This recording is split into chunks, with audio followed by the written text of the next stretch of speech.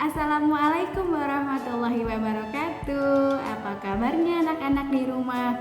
Semoga kalian dan keluarga sampai hari ini tetap dalam keadaan sehat walafiat. Seperti biasa, sebelum kita belajar, kita baca basmalah bersama-sama ya. Bismillahirrahmanirrahim. Baik, di video kali ini kelas bahasa Indonesia kita akan belajar tema yang baru, tema ke-7 tentang benda, hewan, tanaman di sekitarku. Nah, di video kali ini kita akan pertama membahas tentang jenis-jenis benda di sekitar kita. Benda apa saja ya? Kita simak ya sampai video ini selesai.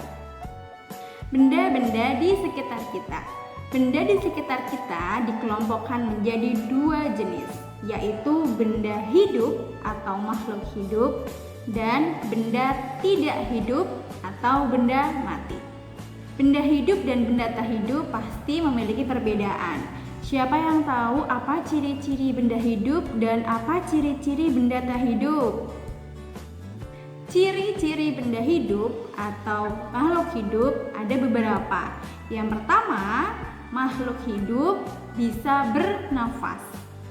Kemudian, benda hidup membutuhkan makanan. Kemudian, benda hidup dapat berpindah tempat atau bergerak. Dan terakhir, benda hidup dapat bertumbuh. Nah, kebalikannya, kalau benda tidak hidup adalah benda yang tidak membutuhkan makanan, benda yang tidak dapat bergerak sendiri, kemudian tidak dapat tumbuh, dan tidak bisa bernafas. Nah, dari ciri-ciri tadi yang aku jelaskan, bisa tidak kalian memberikan contoh apa saja contoh benda hidup dan benda tak hidup? Contoh benda hidup atau tak hidup adalah manusia, seperti kita, ustazah, kamu, orang tua kamu, adik kamu, itu benda hidup. Kemudian contoh benda hidup yang kedua adalah hewan atau binatang. Jerapah, gajah, semut, ikan, nyamuk, itu contoh benda hidup, binatang atau hewan. Kemudian yang terakhir ada contoh benda hidup yaitu tanaman atau tumbuhan seperti pohon dan berbagai jenis bunga di sekitar kita. Sedangkan contoh benda tak hidup atau benda mati itu banyak sekali. Kalian bisa lihat di sekeliling rumah kalian ya, ada banyak benda tak hidup. Contohnya yang sekarang kalian sedang lihat ya, ada handphone, laptop, itu benda tak hidup.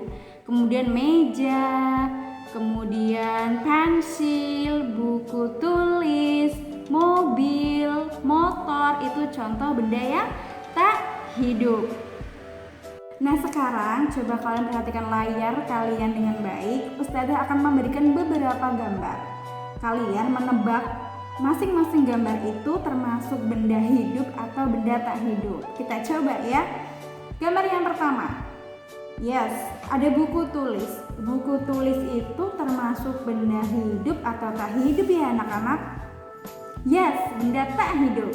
Karena buku tulis tidak perlu makanan, tidak bisa bernafas, tidak bisa bergerak sendiri, dan tidak bisa bertumbuh. Kemudian ada sapi. Ya, sapi termasuk benda hidup atau tak hidup?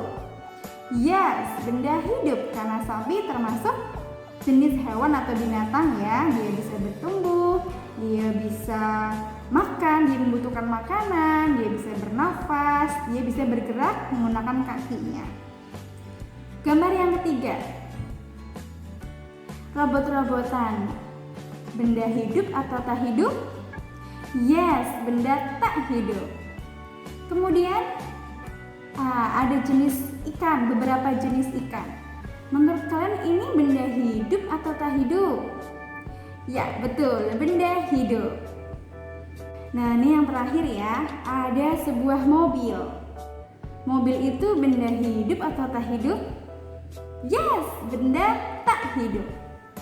Nah, sekarang masih tetap perhatikan layar ya. Ustazah akan memberikan dua buah gambar sebelah kiri dan kanan.